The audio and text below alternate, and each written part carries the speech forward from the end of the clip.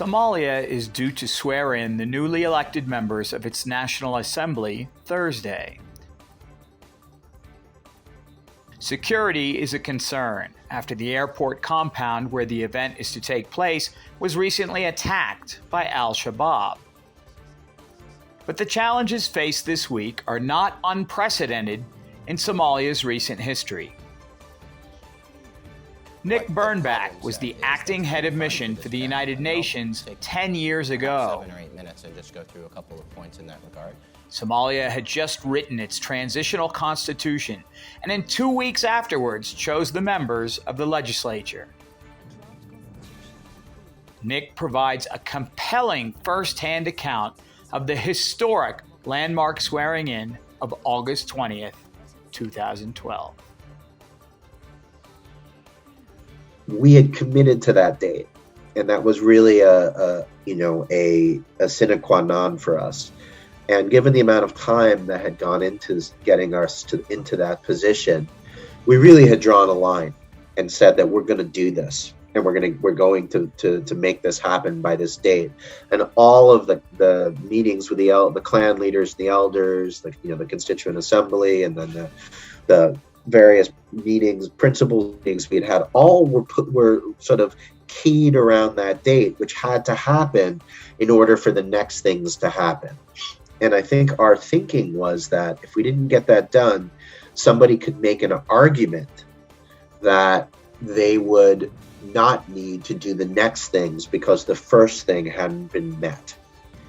So we really felt that we needed to make it happen. And there was a huge amount of things that seemed to be conspiring against us, right? Everything from failures in technology and logistical issues to very real security threats, where we just couldn't figure out where we would physically do it, because there wasn't a secured premise that we could figure out a way to access that was suitable to the needs of that many people in such a short, compacted amount of time that would still allow us to provide for a reasonable amount of security.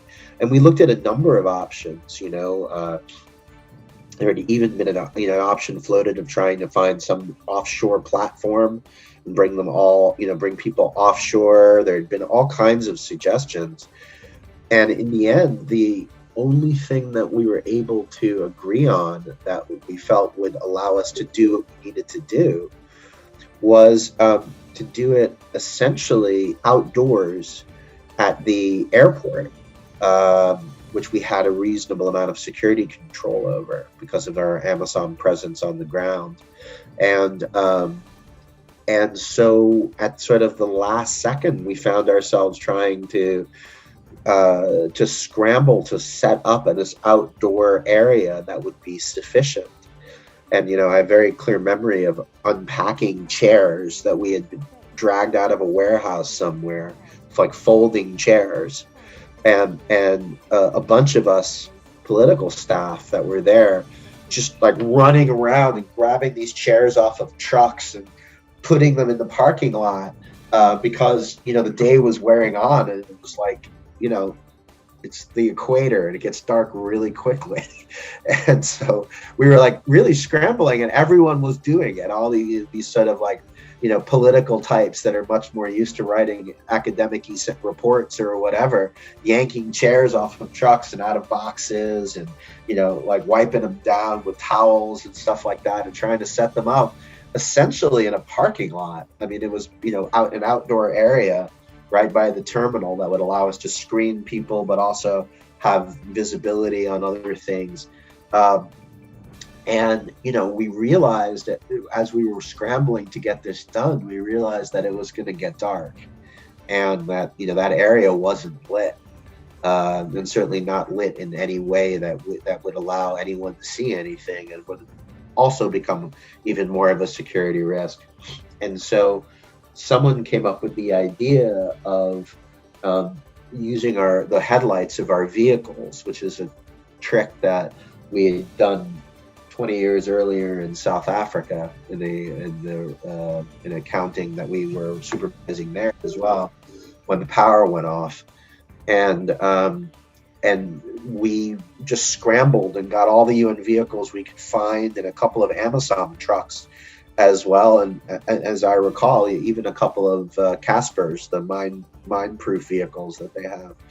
And we drove them in a semicircle around this area, and they just shone their headlights into that circle with the chairs that we had just put up, and with the last sort of glimpses of light in the sky behind it, a bunch of Qurans that we had got put on the table in front, we were able to swear the parliamentarians in, and with literally not a second to spare. There really was a sense of accomplishment for that one, and I think some of it had to do with the fact that those of us that were there on the ground were physically involved in it, and that may not make a whole lot of sense, but it's true that we were because we had to physically go and get chairs, and we were running around to try to move trucks and figure out if we knew where first gear was on an armored vehicle and things like that. That like we were really scrambling, this small team that was there, to do everything we could think of to make this happen. Somebody had even suggested building a bonfire, using that as light, which we quickly discounted for any number of reasons. But and all of this was well within sight of any Shabaab that had wanted to walk up on the hill 500 meters away and look down at us if they had decided to. And so this was not something that was without its risk, and the combination of us just having to scramble to do it, and then the creative idea of using the lights of the truck and getting it done just in time. I think everybody that was there really did feel a sense of accomplishment. I don't think we felt it was game over and let's go home now, because there was a whole lot else to do. But I absolutely remember feeling that we'd all been a part of something remarkable, like one of those moments you get if you're lucky in a UN career, where you think about it and you're like, that was incredibly remarkable that we were here for this.